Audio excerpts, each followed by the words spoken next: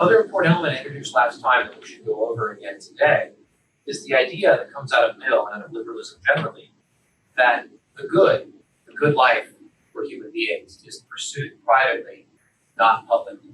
So that's called the privatization of the good. How do people achieve the good life? They pursue it privately and individually, or in collective groups which they voluntarily form and join, and can exit voluntarily at any time. There is, according to this theory, no public theory of the good. There is no public vision of the good life. There's no mandatory American vision of the American dream that people are compelled to live. Instead, the state is a neutral referee. I said last time, it creates this neutral space in which individuals can then use their freedom. So the state protects the freedom to pursue the good in your own way, rather than assisting you in achieving the good on your own. It looks like the state is then a kind of second order institution. It doesn't actually help us achieve the good, but it gives us the neutral space in which we can pursue the good. Question: what system is better? We're going to have a state that is morally intrusive or attentive or formative? Is it better to have a state that is hands-off, laissez-faire on moral issues or the good, and says, you guys figure it out for yourselves. We're going to be here just policing the boundaries to make sure none of you harms each other, prevents each other from managing, from trying to attain their own vision of the good. Some of you become threats to certain public goods like public health. If your religion involve animal sacrifice, we're going to have to regulate discharge into public waterways because that affects everybody's health. That's a matter of public harm, just like government. But absent that, think of whatever theology you like, as long as you're not interfering with public order. My first question: what are the advantages? We don't say which one's better. What are the advantages of each system? This system or the other?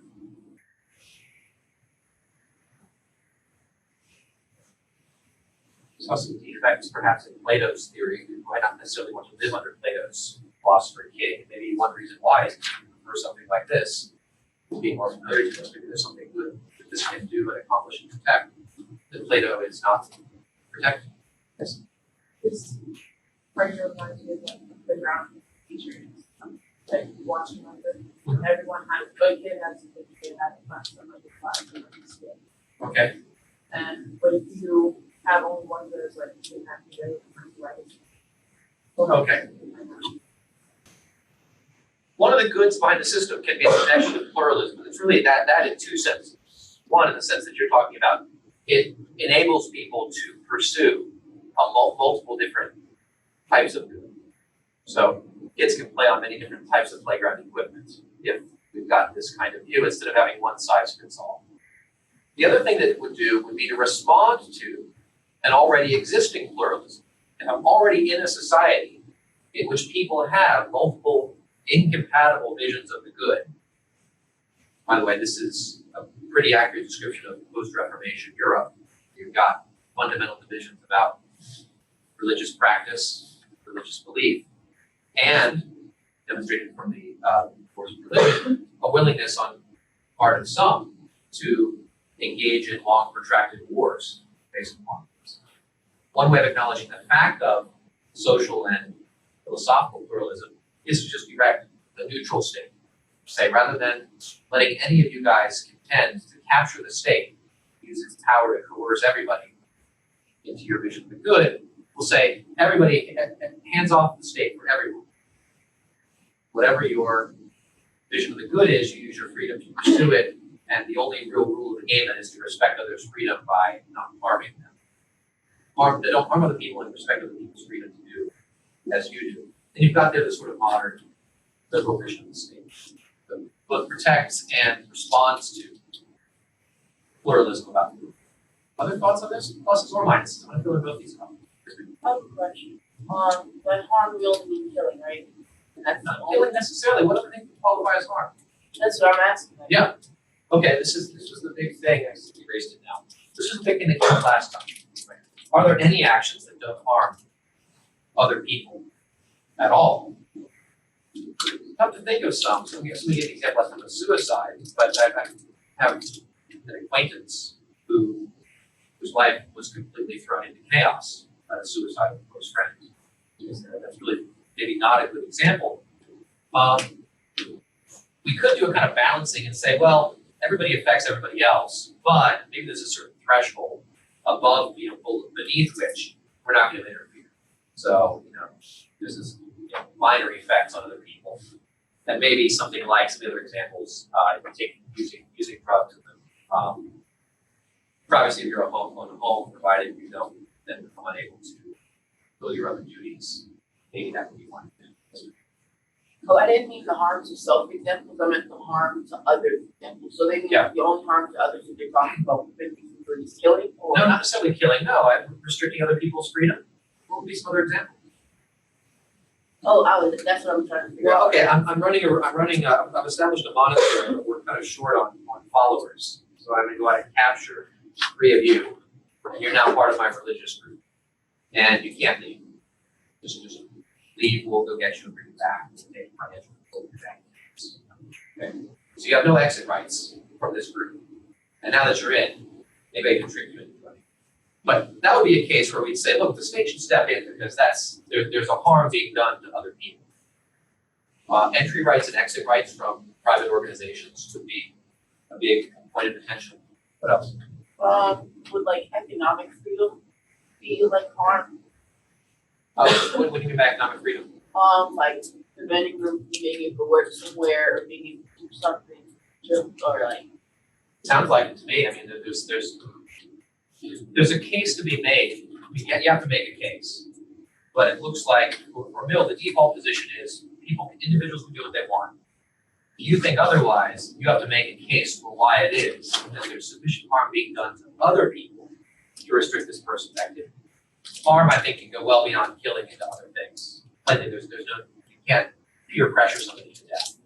So we're not talking about harm just limited to physical damage. Maybe we want to look more closely at that idea of what harm is. Other thoughts about this? I mean, this is connected with the protection of freedom. Certainly individual freedom seems to be a primary good. One negative might be there's no coordinated approach to the good. We don't have the good, achieving the good life and becoming happy as some kind of collective goal. That seems to be a goal that each one of us does in our own way, in our own time, when we're ready for it. It seems to me, once you introduce this much freedom into it, you're less likely to end up with a large group of happy, flourishing people. So you might lose some of the power that you would get from having a coercive, intrusive, formative state. I mentioned that one of the things that might drive liberal politics would be skepticism about our knowledge of human nature. If I don't think we can know human nature, or I don't think we know human nature with certainty, then I would be justified in saying the best fallback position is to let each individual figure it out for themselves, and that way at least we have the good of freedom that we're protecting and realizing. We minimize the chance that some false theory of the good will take over the state and make everybody miserable. So there's kind of security in here connected to our skepticism about the good. Another negative I'll put up, though, is that the challenge that some critics would raise, that it's not actually possible for the state to be totally neutral. This idea here that there would be no public theory of the good life is, in fact, incorrect. It's not possible for a state to have no vision whatsoever. What happens then under the guise of liberalism is that a certain view of the good life, a certain anthropology, a certain idea of what human beings are for, what their virtues, what their proper virtues are, is being imposed while maintaining the fiction that this is in fact a strict neutrality. So one challenge to this is that the neutrality of the state is a lie. It's just a claim, it's a bluff. And that really true neutrality is not possible. There's always some idea of the good present in political life and political action. The difference is that in liberalism, we're just lying about it. We're concealing that fact, pretending that we don't have anything other than just procedural limits to a certain kind of justice.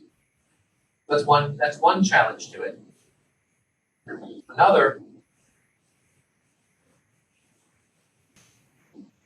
Another criticism is that liberalism relies upon virtues that it cannot produce, that it is not able to generate the kinds of virtues, including tolerance for other opinions and honesty, that it requires in order to function properly. So we don't have that feedback loop that we had with the classical system. Instead, this is a kind of unstable successor regime to some prior politics of virtue.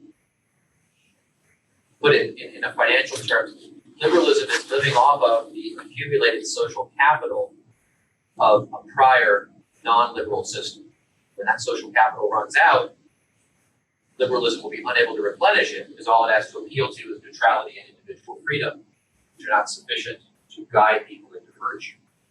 So this line of criticism would run that liberalism is inherently unstable and it will eventually deteriorate. The place you'll see it deteriorate first is in the virtue of the citizens. Citizens will become less and less able to act out and support the social and political institutions. Those institutions will then begin to fragment and fall apart and will be in their longer function.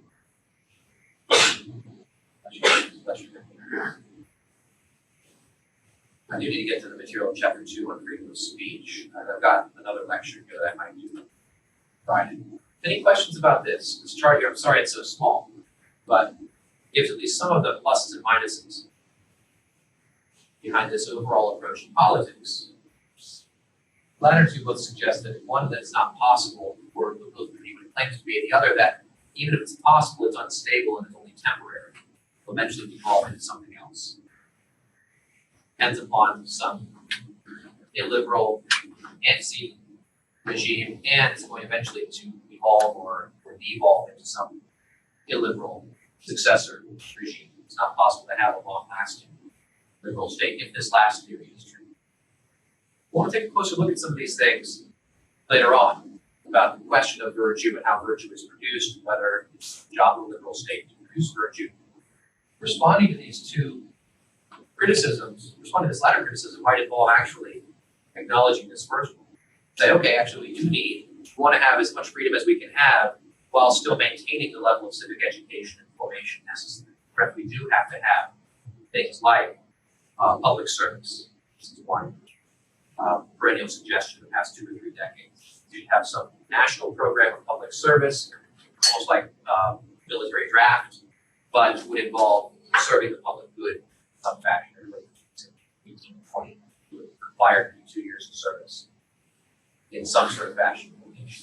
It's a profound limit upon people's individual freedom, but the idea is that builds a kind of civic virtue.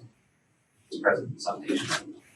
Builds a kind of civic identity, a virtue that's necessary for people to enjoy their freedom for the rest of their lives. That would be one justification.